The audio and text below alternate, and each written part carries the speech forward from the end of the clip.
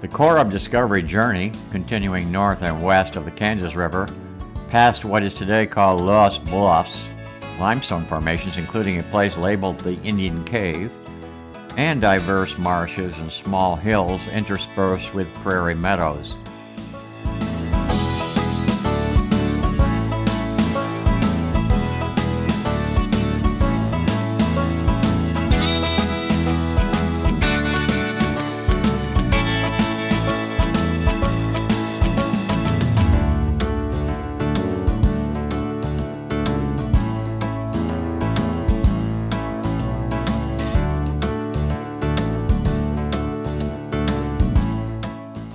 Big Lake is no longer connected to the Missouri River, but today is the largest remaining oxbow lake in Missouri. The river now passes nearby across from Rouleau, Nebraska on the other side. As mentioned before, the Missouri River's twists and turns change through the years and no longer resemble exactly the course taken by the Corps. At today's Nebraska City, the Missouri River is approximately 1,700 miles from the headwaters in Montana, still, and 550 miles to the mouth near St. Louis.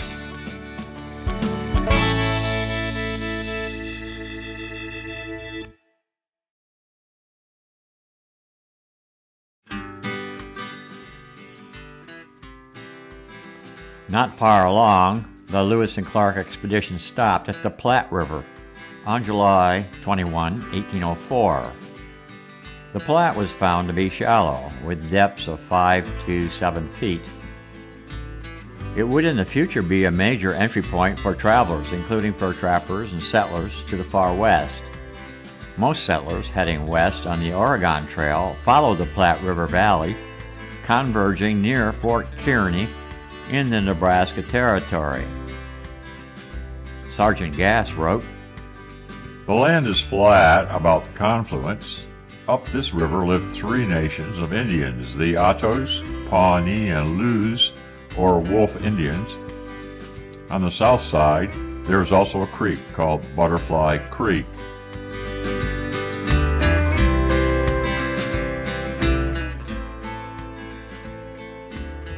The party paused at White Catfish Camp and explored the area a few days, also making oars, dressing skins, and airing stores, provisions, and baggage.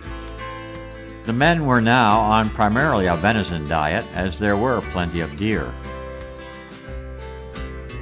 Clark, quote, opened a tumor of a man on the left breast, which discharged half a pint.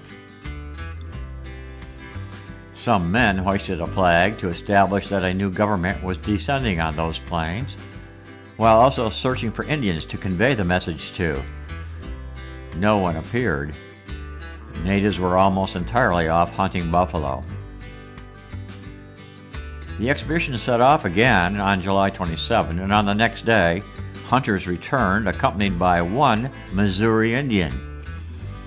The travelers had found their messenger.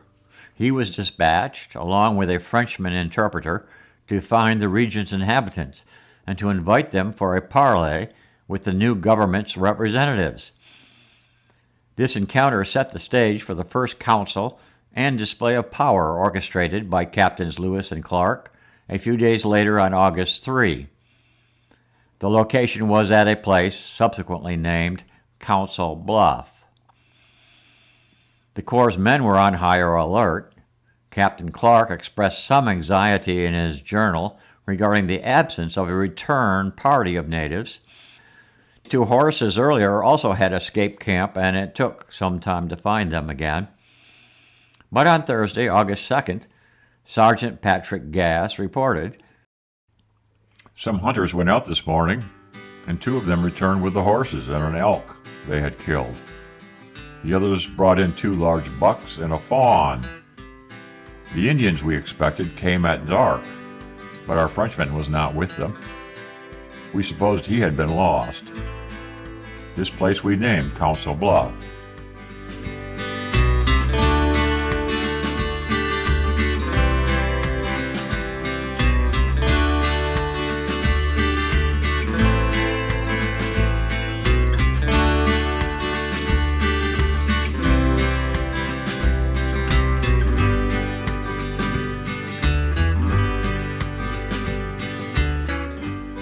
Gifts and greetings were exchanged. A carrot twist of tobacco, meat, and flour for the native guests, who in turn, quote, sent us watermelons, wrote Clark, meaning watermelons.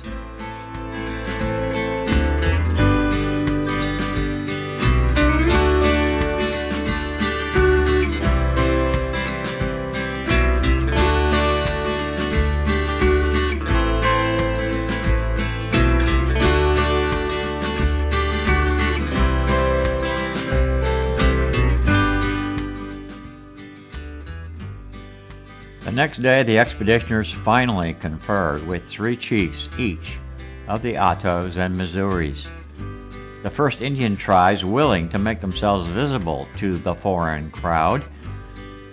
Captain Lewis addressed the chiefs and their companions in a speech that lasted for up to an hour, counting interpreter translations, declaring that the great chief of, quote, 17 great nations of America was also father of his newly adopted red children, and that everyone was henceforth bound to obey the commands of their chief, the president, who is now their only great father. He has commanded us to undertake this long journey, to clear the road, remove every obstruction.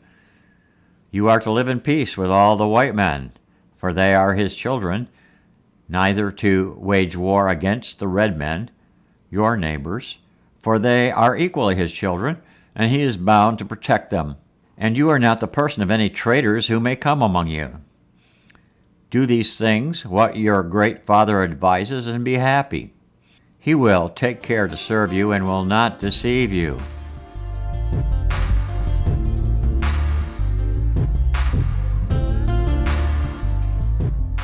The Indians in response were expected to behave themselves. For instance, they should not block or interfere with boat traffic on the river.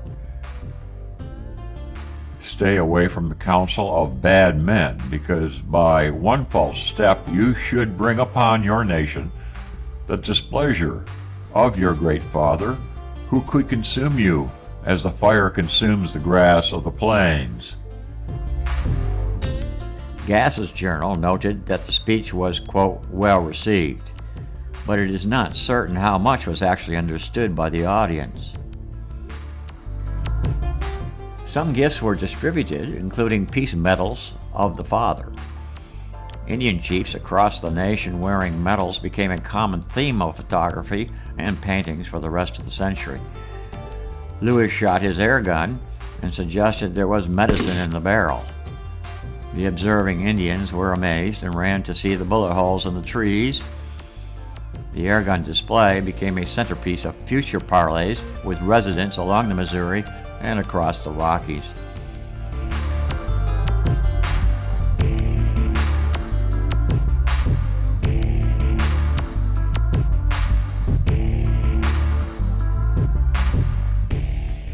By the 1820s, Fort Atkinson, the westernmost point of American settlement, sat on the site of Lewis and Clark's Council Bluff. Atkinson protected the fur trade and also received the first steamboats on the Missouri. Clark and Lewis had promised the Indians that a fur trader's fort could be forthcoming, so long as the tribes behaved, of course. This was difficult not only because of suspicions of the newcomers, but the Ottos and Omahas were at war. Efforts of the Americans during their brief passage up the Missouri to help negotiate a peace between the warring natives were stymied by the absence of any Omahas.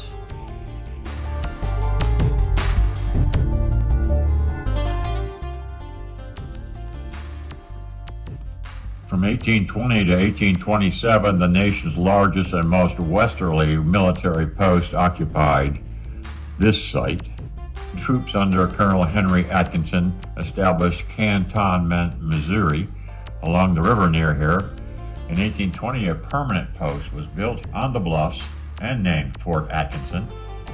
The post population of over 1,000 included military personnel of the elite Rifle Regiment and 6th Infantry, some of their families, and other civilians.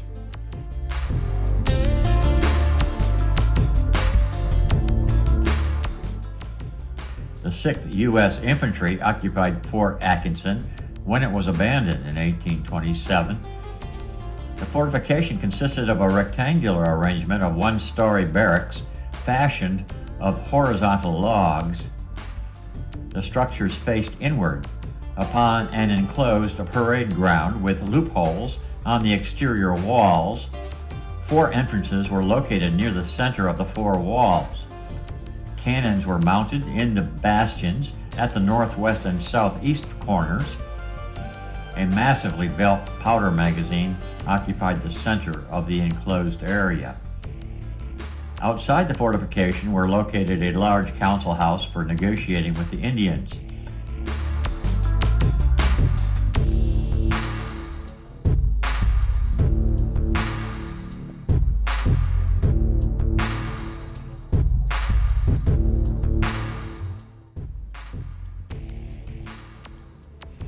From this fort, Colonel Henry Leavenworth moved up the Missouri River in 1823 to punish the Arikara, or Rees Indians, after an attack on William Ashley's fur-trading party members. That incident apparently resulted from a nighttime skirmish between a guest and native that left the guest with his scalp but without his head. Before the hostilities subsided, at least 13 members of Ashley's travelers, a sizable group, reportedly were killed.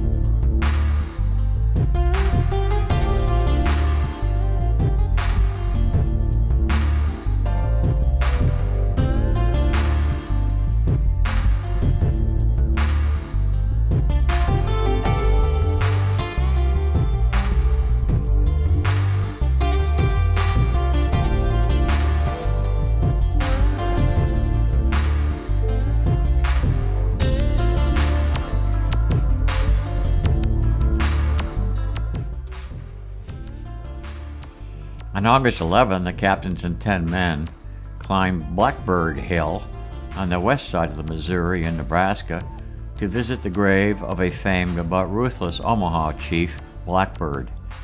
He had died 4 years earlier, along with hundreds of his nation, with the smallpox, according to Clark.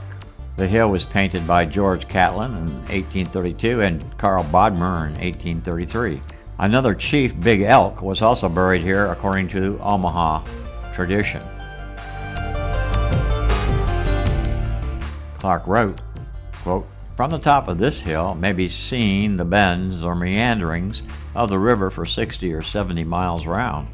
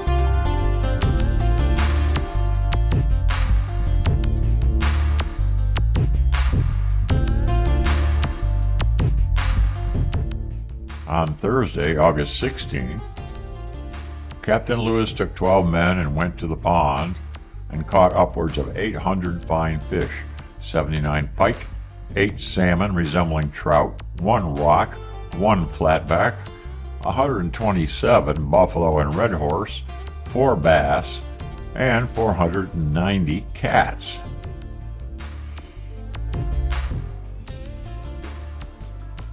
Another contingent of Indians arrived on August 18, along with some of the Corps' party sent to capture 2 members of the crew who had apparently deserted. This was the only incident reported of desertion in the 2-year journey. These chiefs, too, were lectured and given gifts, though it seems at least one of the recipients did not appreciate value.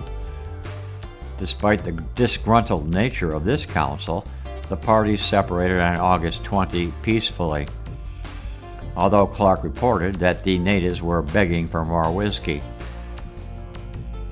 So far during early August, the Mesquiters were more troublesome and angry than anything else, including Indians. Young Sergeant Floyd had at this time contracted some kind of bilious colic contagion, and Clark expressed increasing worry about his condition, perhaps sensing that some ominous outcome was approaching.